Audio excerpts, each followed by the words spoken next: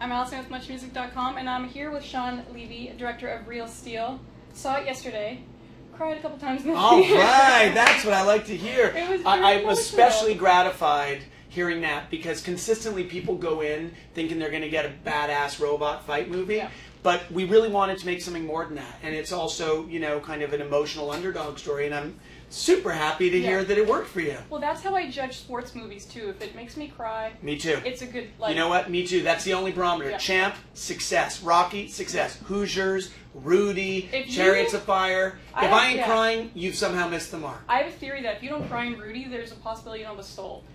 Or I don't like you. Yeah. I mean, we're and- not friends. Yeah, no, we can't be friends. And there are some movies like that, which are like watershed movies, where if you don't like it, I don't know that we can continue our friendship. So and Real Steel, by the way, was one of them. Yeah. Because if you had opened by saying, I saw Real Steel last night, not a fan, this probably wouldn't have gone places. Well, I was a fan. Good, I loved thanks. it. Thank I think you. it's going to do huge, huge things. And big Canadian cast. Yeah, it's like my unintentional Canadian content movie. Very much. There's me, not an actor, but director, producer. Got Evangeline Lilly from Lost. How did you get her? Well, That's funny what you I'd should like ask. to know, because I thought she was pretty much She's done. done. Yeah. She is done. Here's the deal. Literally, I had always thought about Evangeline because this female lead needs to be beautiful but tough and a great actor and just kind of like she's a woman in a man's world. Yes. Evangeline has that strength. And everyone told me, don't bother. She turned down this huge movie, this huge movie. Like, she had been offered all these leads in major movies, turned them all down. I sent her the script, even though everyone said it was a waste of time. And she showed up in LA a week later.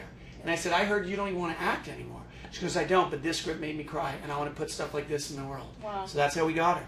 That's huge. Yeah, it was huge, and she's so good in the movie, and I feel very lucky because it's like us and The Hobbit, and she basically said no to everything else. Wow.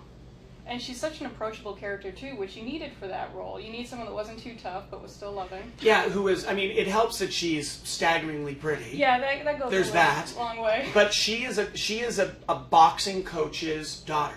So we need to believe that she has grown up and always lived in that world, that men's world, and she has this history with Hugh Jackman's character, and a lot of it's unspoken, but she's great at bringing all that subtext that is never really kind of like articulated overtly, but it's all there.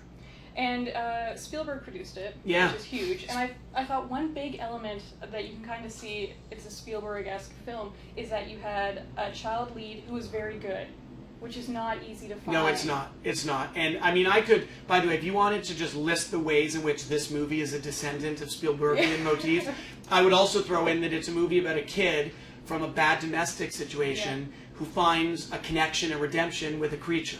In that regards, there's big shades of E.T. And that's very much what the movie's about, too.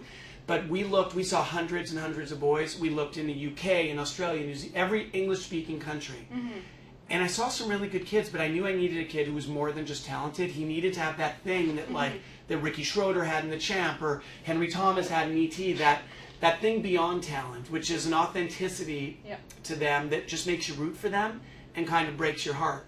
And as soon as Dakota walked in, I knew he had it. Well, it's great because the relationship with Charlie, with Hugh Jackman in the beginning is very rocky. Yeah. And he is quite vocal about not liking No him. pun intended on Rocky, right? That was good. I didn't even think of that. You mean contentious like Rocky. Okay, Right. And it could go cheesy very quickly with a child actor, and it didn't with him, which I thought really said a lot about the movie. Good. The truth is, we knew the movie, we wanted it, I wanted it to be emotional and poignant, but if it got into like maudlin, cheesy, sentimental, not so good.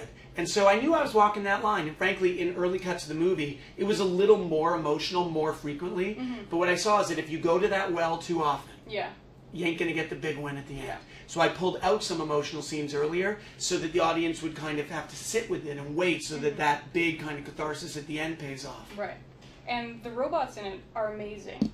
Were they actually in the shots? Yeah, I love that you don't know. Because I assume they are, but I thought, is that a stupid assumption in 2011? No, it's not. We built real robots. It looks like every scene where a robot is not walking or fighting, it's real. So we built Adam, we built Noisy Boy, we built Ambush. But the fight scenes, that's all motion capture. So the fact that those digital robots look as real robots it means we did our jobs. Yeah. Oh, for sure. Good.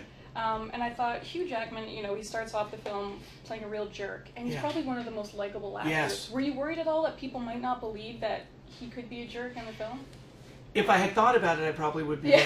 But the truth is, you know how I thought about it? I thought the fact that Hugh brings that likability with him allowed me to direct that character really like an ass, you know? Yeah. I don't know if we're allowed to say that Go online. nuts. I can probably say worse, right? Yeah. But I'm not going to. I almost went there, got you a little like, whoa, what's he going to say next? But I'm backing off. It's like Real Steel. It's adult, but it's not too far. That's exactly right. Thank you for bringing it back to my movie. You're welcome. With Hugh, because he brings that audience goodwill, he could play a prick and not risk losing the sympathies of the audience. So it was really helpful, because if you have an asshole actor playing an asshole character, you're in trouble. Yeah, and he'll never get to the likability That's stage. right, exactly. And the film, it's set in the future. It's not really specified where it's set until. And I thought it was interesting that you didn't go... They're giving us this already. I Can you know. believe it? I just want to say, I thought it was great that you didn't go overboard with it being futuristic and techy. There were some cool phones, there were some cool GPS systems, but it was still just a good sports movie. And it all comes back again, like, because I didn't want it to be futuristic sci-fi, I wanted it to be a sports movie. Right. And a good sports movie, to go back to where we started, is necessarily emotional, and we connect to characters. So I made the way I portrayed the future feels kind of familiar, because I don't want the movie to be at arm's distance from the audience. I want it to be like, oh yeah, that I kind of know that world, and I know these characters, and I'm connecting to them. Yeah. So I kept it all a little closer to the chest for that reason. Well, it's a great film. Comes out October 7th. October 7th. October 7th. Don't miss Real Steel.